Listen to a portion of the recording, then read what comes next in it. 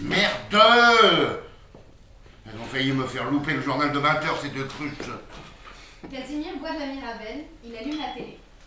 Mesdames et messieurs, bonsoir, monsieur le moine. Je suis Gilles Boulot. C'est quoi ce bordel? Je suis Gilles Boulot, le présentateur du 20h de TF1. Bon, j'aurais pas dû prendre de la Mirabelle. C'est pas une blague, ça? Vous êtes vraiment Gilles Boulot? Regardez donc la télévision. Ah ben, la chaise est vide. Vous n'êtes pas au 20h. C'est parce que je suis ici, monsieur le moine. Les nouvelles d'aujourd'hui sont graves et elles vous concernent directement. C'est pourquoi j'ai tenu à venir chez vous, en personne. Connaissez-vous l'état de la France, monsieur le moine? Oui, je regarde le journal de 20h tous les soirs, monsieur Boulot. Vous voulez un petit peu de Mirabelle? Oui, merci. Hein? Ça réchauffe. C'est moi qui l'ai fait. Eh ben, justement, aux 20h, on est tenu de ne pas tout dire comme ça, de but en blanc. On est tenu d'enrober un peu, si vous voyez ce que je veux dire. Sécheresse, empoisonnement des eaux, crise migratoire, corruption financière, défiance démocratique, contraction des richesses. Les mauvaises nouvelles tombent chaque jour et nous en faisons des bulles. Elles ne sont pas reliées entre elles. S'il prenait un esprit de relier ces bulles formeraient pour lui ce qu'on pourrait appeler la constellation désorganisée de la mer d'Unique. Cet esprit s'en trouverait fort embarrassé. Comme notre président, par exemple. Il s'est levé un matin, il a regardé par la fenêtre, il a vu les nuages et il a compris quelque chose de plus vaste que les affaires courantes. Alors, il s'est pendu. Nous n'avons plus de président de la République. Quand on pénètre dans le bureau de l'Élysée, il y a un bureau et une chaise. Mais c'est la catastrophe. Il faut remplacer d'urgence le président de la République. Bah, il n'y a qu'à organiser des élections. Monsieur le moine, nous vivons une époque formidable. Au fur et à mesure que notre humanité plonge dans l'instabilité, d'un autre côté, la science ne cesse de progresser. Si bien qu'on ne saurait jamais vraiment savoir jusqu'à quel point culminant elle ira, tant chaque point culminant qu'elle atteint semble remplacer les autres points culminants précédents. Ah oui, ça c'est fort. Connaissez-vous mon ami Étienne Petit? Bonsoir, monsieur le moine.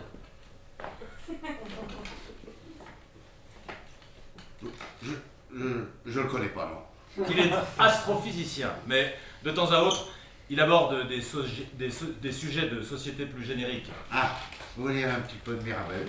Merci. Merci beaucoup. C'est moi qui l'ai fait. Savez-vous, monsieur, qu'il Ah, existe c'est- une réalité objective en dehors de toutes les réalités que nous percevons individuellement, en dehors même de tous les consensus que peuvent arrêter les groupes humains entre eux? Une réalité si réelle qu'elle existe, si je puis dire, en dehors de l'humanité. Et que l'humanité pourrait bien disparaître, que cette réalité continuerait à exister. C'est possible, ça. Il sort un ordinateur. Voilà ce qui sauvera la France, monsieur le moine. L'ordinateur. Le programme informatique Phénix 0 possède une force de calcul sans précédent dans l'histoire de l'informatique, tant et si bien qu'il est capable de calculer l'ensemble des causes et facteurs par lesquels se déploie l'histoire du monde. Ce supercalculateur, quand nous lui avons demandé qui pourrait sauver la France de la constellation désorganisée de la mer d'Unique, il vous a désigné. Selon Phénix 0, vous êtes le prochain président de la République française. Oh la vache. Je suis un gars comme tout le monde, j'ai des limites. Alors oui, j'ai dû lui foutre une petite tarte à ce gros clown là. Et histoire de le calmer, c'est quand même pas ma faute si le mec est tombé comme une chiffre molle. T'auras pas qu'il soit joueur de foot celui-là, tiens. Monsieur le moine, est-ce que vous avez une idée de pourquoi vous êtes ici? De pourquoi je suis séléningue? De pourquoi vous êtes à l'hôpital psychiatrique? Ah ben c'est à vous de me le dire, c'est quand même un monde de foutre une tarte à un type qui vient vous emmerder et de se retrouver le lendemain chez les Mongols. C'est la gendarmerie qui vous a amené ici. M'en souviens pas. Et c'est votre femme qui a appelé la gendarmerie. Vous vous en souvenez? Je me souviens de rien, je vous dis. Selon le témoignage de votre femme, personne n'est venu vous rendre visite hier soir. Si elle a appelé la gendarmerie, c'était parce qu'elle a jugé que votre état était préoccupant. Vous auriez tenu des discours incohérents. C'est-à-dire? Vous auriez affirmé avoir reçu la visite du présentateur du journal de 20h de TF1, ainsi qu'un astrophysicien qui vous aurait annoncé qu'un supercalculateur informatique vous avait désigné comme le prochain président de la République. Exactement. Et puis ensuite, il y en a un qui s'est énervé. Alors je me suis énervé, puis j'ai frappé les deux. Selon votre femme, vous aviez bu ce soir-là. C'est un crime? Non, je n'ai pas dit ça. Ce que je veux dire, c'est que la consommation d'alcool, à partir d'une certaine dose, peut entraîner des complications neurologiques, qui peuvent se manifester éventuellement par des épisodes hallucinatoires. Vous pensez que j'ai déliré? Votre femme nous a dit que vous étiez au chômage. Comment est-ce que vous vivez cette situation? Il y a du bon et puis du mauvais. J'ai pas d'horaire fixe. Je peux m'occuper de la maison, je peux m'occuper de ma fille. Je vois les copains quand je veux. Et si vous me parliez du mauvais? Vous dites qu'il y a du bon et du mauvais, il y a donc du mauvais?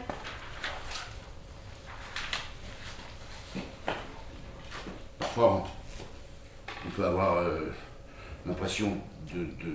De quoi? Rien. Vous voulez pas me dire? Oh non, laissez tomber. Simplement, parfois... Parfois, on peut avoir l'impression de pas... De ne pas quoi? De pas être... je sais pas, de pas être un bon père. L'alarme incendie sert. De la fumée envahit le plateau. Venez avec moi, monsieur Lemoine! Attendez, qu'est-ce qui se passe? Ah ouais, il y a le feu, monsieur Lemoine! Il y a le feu, l'hôpital il est en train de brûler! Mais pourquoi? Parce que c'est le chaos! Et quand c'est le chaos, faut partir en beauté! Mais vous avez mis le feu à l'hôpital? Montez dans la voiture, monsieur Lemoine! Montez dans la voiture, monsieur Lemoine!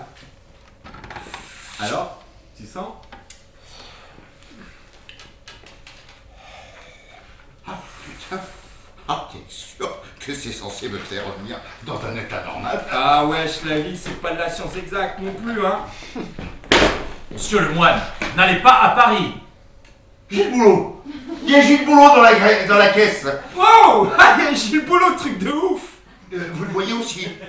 Alors je ne délire pas. Le supercalculateur s'est trompé, monsieur Lemoine. Ah, un super calculateur ne se trompe jamais! Sauf s'il est soumis à des températures supérieures à 40 degrés Celsius. C'est ce qui est arrivé en Californie il y a quelques jours. Les serveurs ont trop chauffé et le système de ventilation ne parvenait plus à réduire la chaleur. La machine est devenue folle. Ce qu'on prenait pour du calcul n'était que de l'invention. Ça y est, regarde là-bas! La Tour Eiffel! Oh là là! Mais elle s'allonge! Oh putain, c'est quoi ce délire? Ah! Elle a une tête de serpent! Elle va manger Paris! Hein. C'est pas bon, c'est le signe de l'apocalypse. Venez avec moi à Los Angeles. Je vous ai dit, c'est la mort, la France. Pas question! Il faut se battre dans son pays. Pour son pays. Monsieur Boulot, je vous remercie de m'avoir tenu. Mais je sens quelque chose qui me porte. Et cette chose doit être le destin ou une connerie de ce genre. Le genre de connerie qui vous fait vivre. Allons! Direction l'Élysée! Allez! Chauffe Marcel! Mais rien ne vous porte, malheureux! Vous êtes défoncés! Devant l'université, 2 étudiants sont là. Excusez-moi, je cherche l'Élysée. Tu veux aller à l'Élysée? Oui, Bah c'est pas terrible comme endroit. Il y a beaucoup mieux à Paris, non? j'en doute pas, mais seulement je dois m'y rendre pour une affaire urgente. Et tu veux pas venir ici plutôt? C'est vachement mieux que l'Élysée. Hein. C'est quoi ici? L'université. C'est un endroit qui remet en cause la réalité telle que tu l'as connue entre 0 et 18 ans. L'université, c'est comme un voyage dans une forêt magique. Dans laquelle tu peux goûter à des fruits extraordinaires qui te donnent de nouvelles facultés intellectuelles. Quand t'en ressors, le monde, il n'est pas pareil. Même les couleurs sont différentes. Et les gens ont l'air complètement perdus à côté de toi. Écoute, tu rentres, tu vois si ça te plaît, et puis si ça te plaît pas, tu repars.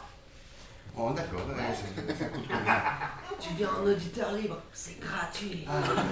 La distinction homme-femme est donc l'émanation d'une doctrine arbitraire perpétuée par la culture occidentale.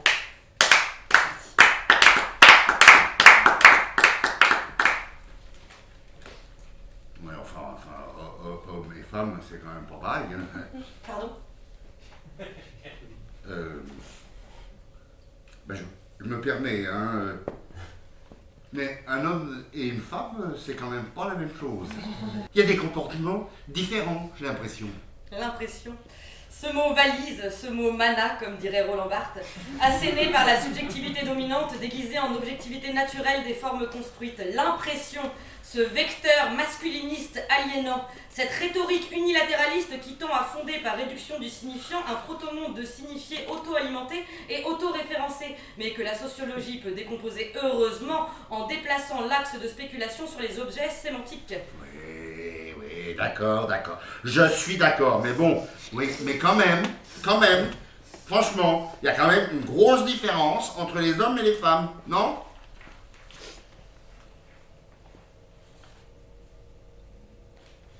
Je suis le seul à penser comme ça. Et coupez Depuis quand on laisse les figurants parler pendant les scènes? Est-ce que quelqu'un sait dans quel état de stress et de rage et de révolte je suis en ce moment? Venez Casimir, il faut jamais parler aux figurants, c'est des ringards. Je comprends rien à cette ville. Non mais vous prenez pas les bonnes drogues. À Paris, on a pris l'habitude de ne vivre que dans la réalité objective, c'est-à-dire la réalité qui existe en dehors de toutes les perceptions perceptives de l'individu. Mais faut bien s'amuser quand même. Il faut bien faire la fête, on ne saurait nier les extases du corps, vous comprenez? Alors on a trouvé une drogue parfaite qui permet de se défoncer tout en gardant notre esprit ouvert à la réflexion politique et à l'émancipation des minorités opprimées. Ça s'appelle la cocaïne. Vous sentez? Ah oui, tout bien clair. Je suis toujours aussi défoncé, mais j'ai l'impression que personne ne le sait. Alors vous êtes prêts pour faire la fête? Venez, je vais vous présenter à mes amis. J'ai écrit pendant 5 jours d'affilée sans dormir, je me suis obligé à écrire sans m'arrêter, sans jamais fermer les yeux, à écrire quoi qu'il arrive, à maintenir cette putain de pulsation morbide, vous voyez? J'ai failli faire une overdose de cocaïne. Le truc c'est que genre, vous voyez, enfin, il faut qu'on trouve une littérature objective, un style pur, dépouillé, faut qu'on arrête de mentir. Mais ouais, putain, c'est clair. Opération Serpent dans la nuit brumeuse enclenchée, je répète, opération Serpent dans la nuit brumeuse enclenchée. Je remonte le temps, je suis en train de remonter le temps. Qu'est-ce qu'il a? Des chevaux qui galopent dans sa tête, des chevaux d'un autre monde. Casimir, écoutez-moi, je vous avais prévenu qu'il ne fallait pas venir à Paris, il vous cherche maintenant. Vous n'existez pas, vous êtes dans le passé. Vous êtes encore plus défoncé que tout à l'heure. Bon, Casimir, ce n'est pas sérieux, écoutez-moi attentivement. Les ingénieurs informaticiens qui s'occupent du supercalculateur ont réussi à refroidir les serveurs. Le supercalculateur a repris les calculs de la réalité objective, seulement il a dû intégrer à son calcul les dernières 24 heures qui se sont déroulées et qui ont échappé à son entendement parfait. Et les deux réalités ne concordent pas. Phoenix Zero est en train de devenir fou. Alors les ingénieurs ont trouvé une solution, supprimer la réalité défaillante, c'est-à-dire vous. Comment voulez-vous qu'ils me suppriment? En envoyant à votre trousse leur arme ultime, les 3 ninjas de la réalité objective. Mais qu'ils viennent! Je suis un ancien rugbyman! Je leur ferai voir les Pyrénées! Je vous connais, vous? Non, vous avez rencontré mon frère. Un type très sympa. Un égaré. Je m'appelle Kader, Kader le sage. Où est-ce que vous m'emmenez? Nous vous ramenons chez vous, à la campagne. Pas question! J'irai jusqu'au bout! Je suis l'élu! Élu par une défaillance. Élu! Par une défaillance! Élu par la folie, j'en sais rien, putain! Je veux que ma femme et ma fille soient fières de moi! Le 20h de France 2. Bonjour à tous. Sur le plateau, juste à côté de moi, il y a l'astrophysicien Étienne Petit. Étienne, la personne que nous allons recevoir à présent, ne cesse de nous intriguer. Est-il un homme? Est-il une chimère? Sa mission est-elle capitale ou bien n'est-elle qu'un songe? Casimir Lemoine. Casimir Lemoine. Casimir Lemoine. Oui, Oui. c'est moi. Oui. Monsieur Lemoine, merci d'avoir accepté notre invitation. Je suis en compagnie d'Étienne Petit. Bonjour. Qui êtes-vous vraiment, monsieur Lemoine? Bah, comment? Les Français veulent savoir qui êtes-vous vraiment. Bah, je suis moi. C'est-à-dire? C'est-à-dire quoi? Vous ne savez pas qui vous êtes? Allons, monsieur Lemoine, dites quelque chose. Bah. Mes amis, la logique nous échappe, nous n'avons plus le choix. Transformation. Anne-Sophie Lapix et Étienne Petit se transforment en robots. Des robots? Oh, mais voilà, ce qui explique tout. Je dois les détruire. Vive la France! Casimir se bat contre eux et les terrasse. Que ça serve de leçon et dites-le aux autres. Un robot ne peut pas gagner contre un rugbyman. Et maintenant, à l'Élysée. Mes amis, Je ne sais pas si j'ai vécu ou si j'ai rêvé. Ça doit être un truc entre les deux. C'est peut-être ça la vie. Espérons qu'il sorte quelque chose de bon de cette histoire. Il n'y a plus personne à l'Élysée. Mais la bonne nouvelle, c'est que peut-être il y a tout le monde. Et quand je dis tout le monde, je parle du peuple.